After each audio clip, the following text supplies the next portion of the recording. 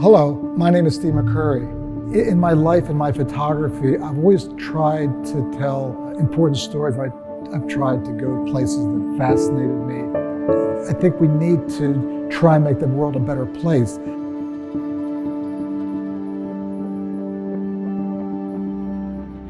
I was in northern Pakistan in 1979, and the hotel I was staying in, there were some Afghan men staying there. We kind of started to chat, and they started telling me about how their villages were being bombed by the government. You know, Afghanistan was literally just a couple hours walk. They were refugees, they had fled their village. And they you know, you're a photographer, you know, this story isn't being told, nobody cares, nobody's listening, nobody's paying attention. We want to take you and we want you to tell this story.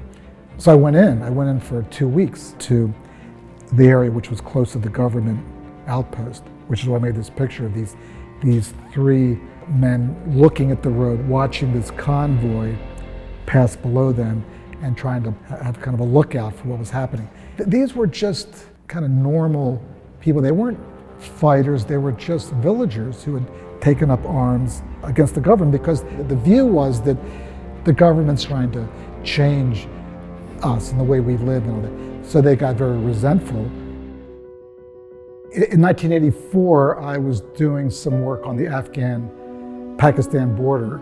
There were hundreds of camps. One day I was walking through a refugee camp. I walked past this school, it was in a tent, and I went in, I showed the teacher my permission from the camp, and I asked her if I could come in and maybe make a few photographs. So as I walked into the classroom, I noticed this one girl off the corner with these amazing eyes, this incredible look, and I suddenly realized that this was the one picture I needed to make. At first, she was a bit shy, and the teacher said, no, the world needs to know who we are and what's happened to us.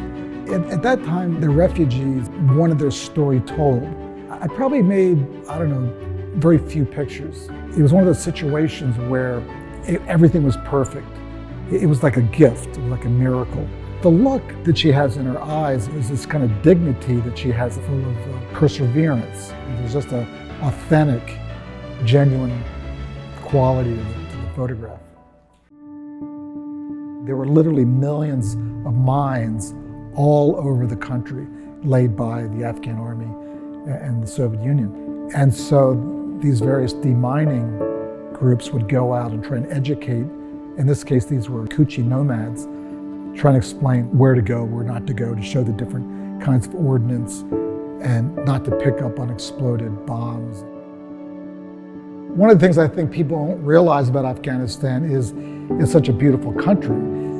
They had these wonderful forests and snow-capped mountains, rivers, and they had this one lake in the middle of the country called Bandi Amir, and it's one of the most beautiful places. You have this incredible, this deep blue lake surrounded by these gorgeous mountains. It was breathtaking. After the Afghan government fell in the early 90s, there was this power struggle. They were vying to take over the country. Groups were sending in sometimes thousands of rockets. I photographed this man with his taxi, which was destroyed, and he was there with his dog. I imagine he was wondering, like, oh, now what do I do? I can't make a living, I don't have a place to live.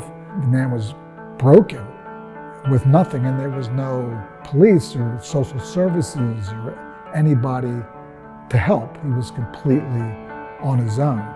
You can't go through life and not try and help. You know, these are good people.